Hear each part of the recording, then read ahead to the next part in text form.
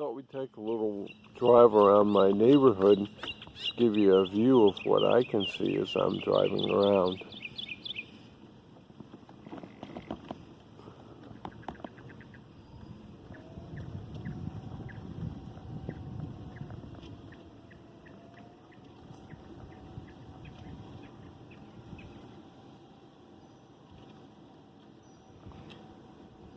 Right now I'm driving down the back street in the neighborhood called Moore Hill, and I'm coming from my street, which is called White Hill. So I'm driving towards the opposite end along the back side, and this is the view you get in the morning. I apologize if there's too much sun, but right now I'm driving into it. It's sometime after 8, maybe 8:40 in the morning.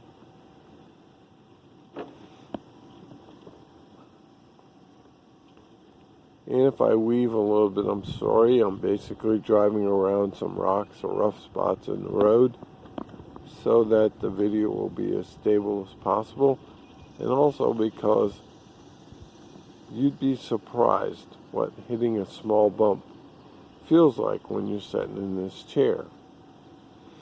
It's really comfy most of the time, but even small bumps, as you'll see in the video, result in a jolt or a distortion. Anyway, we're going to head up towards the other end of the subdivision and show you what the extension of the subdivision is going to look like. So for now, we're going to go a little faster so that this video doesn't take so long to actually complete.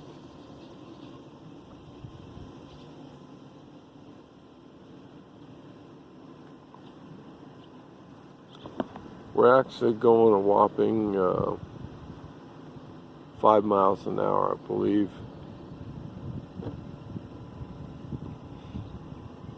This area we just came into on the right side of the video is the housing built by H.H. Hunt. These are single-family homes, so you notice the bigger yards detached. On the left side is housing built by a company called Drees. They're really just getting started. They've started from about the corner we just passed on the left, out through here, and then once we get up to the last street, they'll be going up the far side of the last street. Again, this other housing was all built here by H.H. Hunt. Here's one of the Drees houses that's getting finished up. It looks like the painters are in here today. You'll have to give me a second to get out of the road of this particular car. And here comes a bump as I go off of this asphalt onto the next, so that's what it looks like.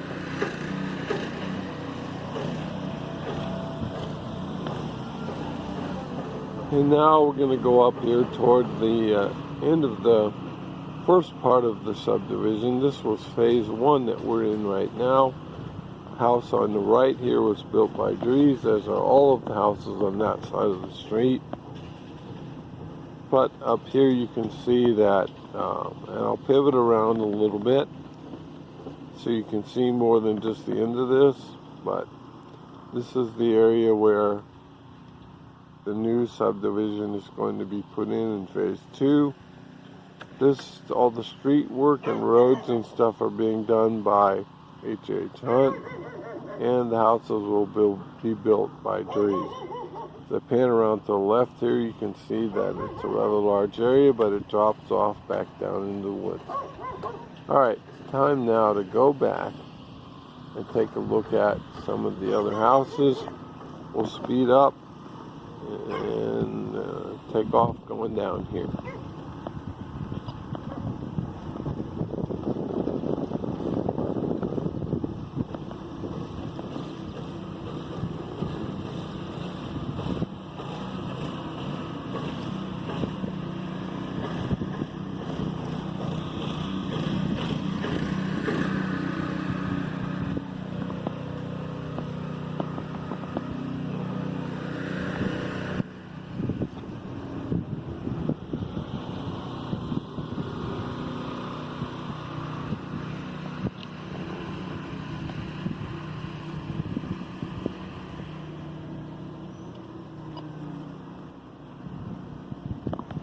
And now we're going up the Hensley Hill.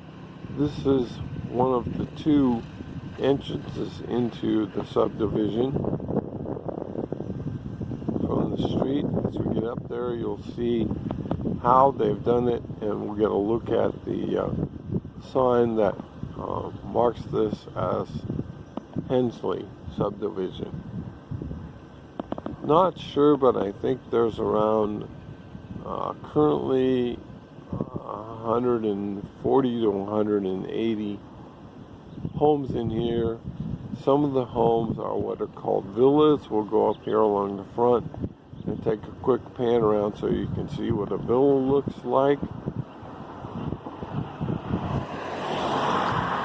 Basically, though, we're going through the area right now of standalone homes. Lots are bigger, deeper, and of course the housing is a bit more expensive. Up here just to the right in front of us is the first group of available called villas. You notice they're much closer together.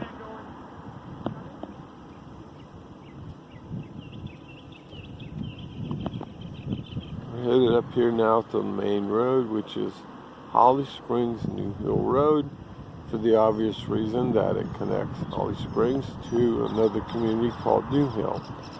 We're going to make a turn around here to the right, and you'll get a chance to see the entrance sign. And this is the sign at the front of the entrance and declaring this to be the Hensley Homestead, with numerous wide sidewalks here and a lot of landscaping.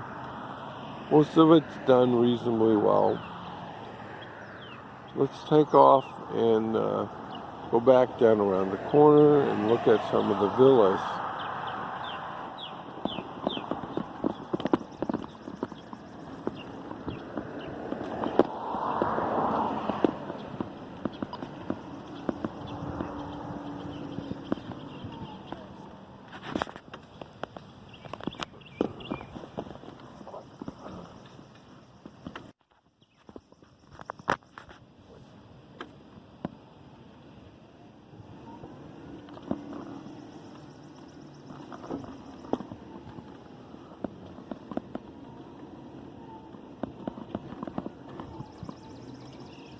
Now we're heading down the front street. As you can see, we have some single-family homes on the right, and then on the left over here we have the villas. As we get up the street a little further, I'll show you what I mean by a villa and why they're different, but primarily they're on smaller lots. They're typically smaller houses, 500 to 700 square feet smaller, and still quite adequate for living in this area. Although, as you can see from the house at the end of the street, some of them can be quite sizable. Most of the houses on the end lot in the villa section are the bigger houses. There were two particular designs, the one that we live in and also the one that Betsy and Rick live in.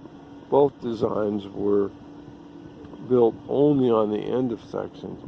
Villas were built in 5 to 6 unit sections with 6 feet apart. Each unit has a 3-foot storage unit in between the other units, so with 2 of them becomes 600.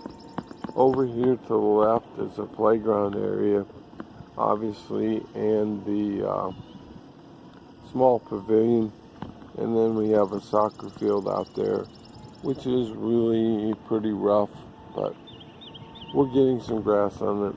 And then as we come up here on the left, you can see our nail substation. This house directly in front of us served as the model for the estates while they were being built. It's one of the larger homes. It is essentially a mirror home of the home that Betsy and Rick live in. In just a second, I'll turn and I'll give you a shot of their home. This is the end of the street, and this is where Betsy and Rick live right now. It is a relatively nice, large home, as you can see. All right.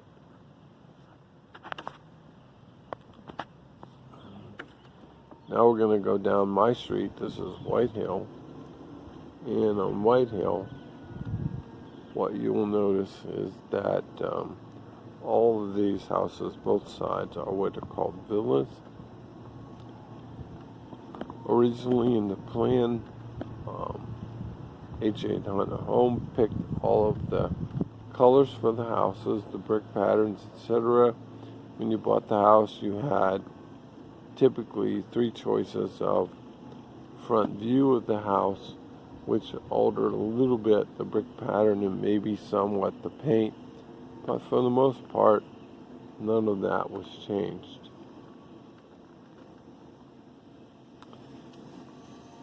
Anyway, we're coming back, approaching my house, which is here. I'll turn so that you can get somewhat of a view of it.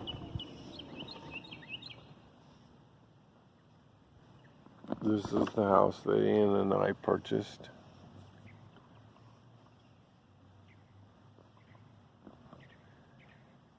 And as you can see, it is a 2-story home. The big difference in this is a model which has a 1st floor bathroom, which accommodates me pretty well. You'll have to pardon me for a second. I'm going to rotate around and face the neighbor's house so that I can back up over the curb, which for me is much easier and much safer. So pardon the apparent look like we're turning at 360. We are.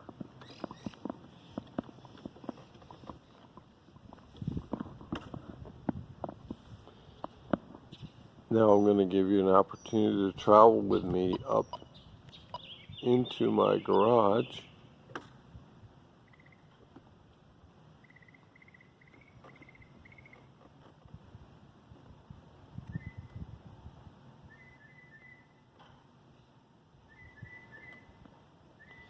And we're going rather slow because the drive is steep, and if I go much faster while trying to hold a camera and film, the chair will rock back some, and you will feel uncomfortable because you'll think I'm going to tip over. It's not all true. There are catchers on the back which hold the chair securely in place, but might create some unhappiness for you as you see the video.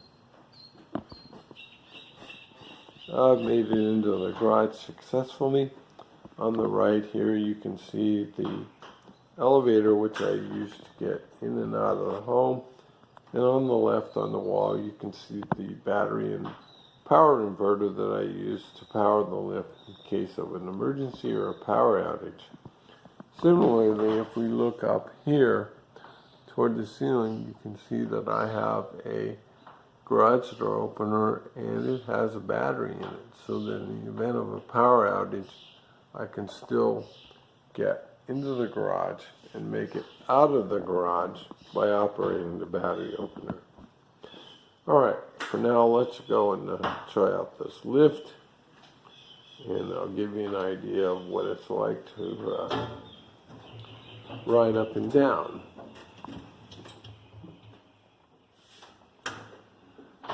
Obviously we're facing the wall, so hang on while we get fully on the lift, and then I'll turn you around, and here we go. Hopefully.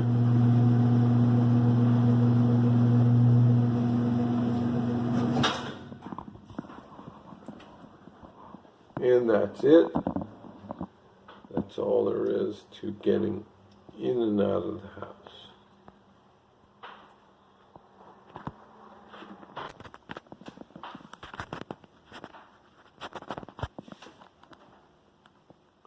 Entry into the house is pretty similar to anything, you just ride on in on it.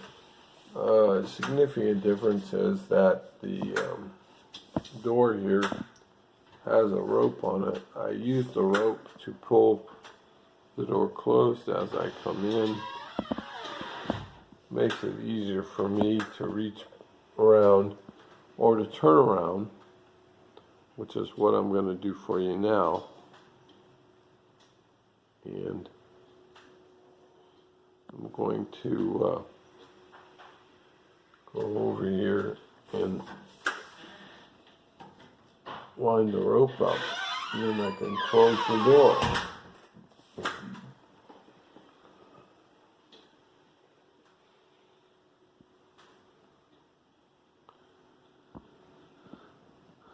So that's a little bit of what the house looks like as we go through it. And I'll turn around here. Here's our current living room, television, some other stuff. And now we're going to go back over here to the computer where some of this material might be processed and turned into a video, which you probably will find pretty boring. But anyway, it's good practice for me.